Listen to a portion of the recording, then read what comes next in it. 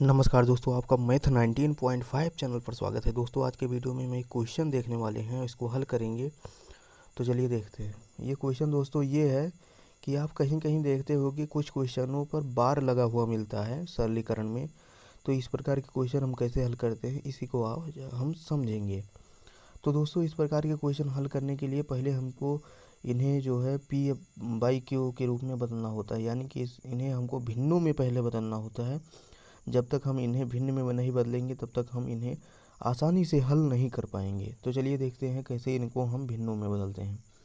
तो दोस्तों हमने ये जो क्वेश्चन लिया है इसमें ध्यान से देखिएगा। इस क्वेश्चन में है 0.47 के ऊपर बार है। दूसरा जो इसमें टर्म है प्लस 0.723 के ऊपर बार है। 7 के ऊपर यहाँ बार नहीं है। प्लस तीसरा जो टर्म है 0.39 के ऊपर बार है इंटू 0.7 के ऊपर बार है। तो इस प्रकार का जो क्वेश्चन होता है, तो इस प्रकार के क्वेश्चन में पहले इसको समझ लेते हैं आखिर बार का मतलब होता क्या है। जैसे 0.47 है, ध्यान से समझिएगा।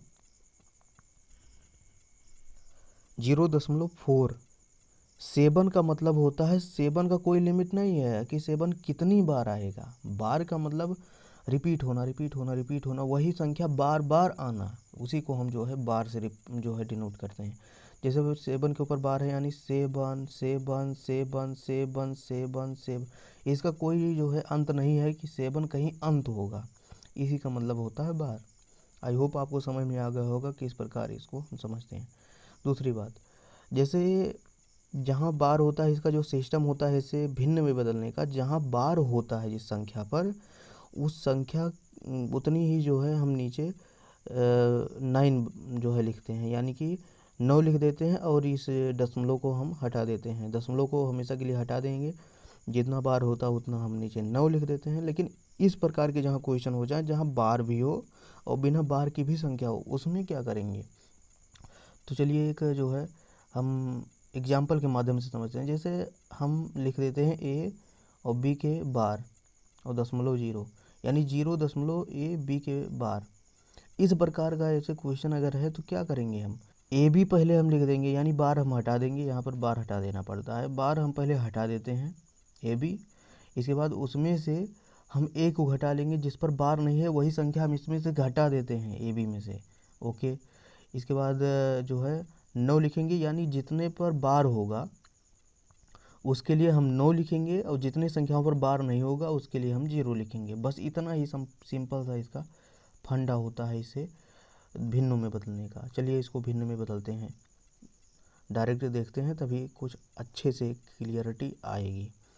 तो जैसे ये 0.47 है, यानी कि हम 47 लिखेंगे और -7, मतलब कैसे हुआ, -4 होगा और बटे 90। कैसे ये आया देखिए, 47 यानी कि यहाँ हमने क्या समझा, ए बी के पावर बार बी के ऊपर बार हो तो ए बी माइनस ए कर देते हैं, यानी जिस पर बार नहीं होता उसी को हम घटा देते हैं उसी संख्या में से, और दशमलव पहले ही हटा दिया जाता है। तो हमने इस दशमलव को हटा दिया जी बिल्कुल, और इसके बाद हमने 47 लिख दिया। 47 में से जिस पर बार नहीं है, बार इस पर नहीं है, उसी संख्या को हमने इसमें से घटा दिया और बटे जिस पर बार है उतना जो है 9 लिख देंगे, और जिस पर बार नहीं है उतनी जितनी संख्याएं हैं उनके लिए जो है हम 0 लिख देंगे। जैसे एक पर बार है हमने 9 लिखा और जिस पर बार नहीं है उसके लिए हम 0। ध्यान देने वाली बात है, यहाँ जो है पहले बार वाले के लिए लिखा जाता है, फिर बार न जिस पर नहीं है उसके लिए लिखा जाता है, नहीं तो यहाँ 0 आगे कर देंगे तो गलत हो जाएगा सवाल। प्लस इसको देखिए क्या होगा, दशमलव पहले हटा देंगे जो नियम कहता है, फिर हम लिखेंगे 223, इसमें से हम जो है 7 घटा देंगे बटे यहाँ पर 9 9 2 बार लिखा जाएगा और 0 हो जाएगा। क्यों 9 9 2 बार, क्योंकि बार दो संख्याओं पर है, इसलिए दो संख्याओं के लिए 9 9 2 बार हो जाएगा। और इसके बाद 7 के लिए 0 हो गया। इस प्रकार हमने इसको लिख दिया। प्लस यहाँ पर जो है देखा जाए, यहाँ पर जो है हम दशमलव हटा देंगे, 39 हो जाएगा। 39 में से कितने पर बार नहीं है, जिस संख्या पर बार नहीं है उसी को हम घटा देंगे। 3 पर बार नहीं है, 3 को हम घटा दिया बटे किस पर बार है, बार एक संख्या पर है यानी 1 के लिए 9 और 3 के लिए जो है हम 0 लिखेंगे। गुणे, इसके लिए क्या हो जाएगा, हमने दशमलव हटा दिया। यहाँ जो है बिना बार वाली कोई संख्या ही नहीं एग्जिस्ट कर रही है, तो इसके लिए कोई दिक्कत नहीं है। हम जो है यहाँ पर घटाने वाला सिस्टम नहीं होगा, क्योंकि संख्या ही एग्जिस्ट नहीं कर रही है। इसके लिए हम डायरेक्ट लिखेंगे 7/9, क्योंकि जिस पर बार है उसके लिए 9। अब इसको हम जो है हल करते हैं। 47 में से 4 जाएगा कितना, 43/90 प्लस, इसके लिए क्या होगा, 717/990, 39 में से 3 36/90 गुणे 7/9। इस प्रकार जो है इसको हम लिख देंगे।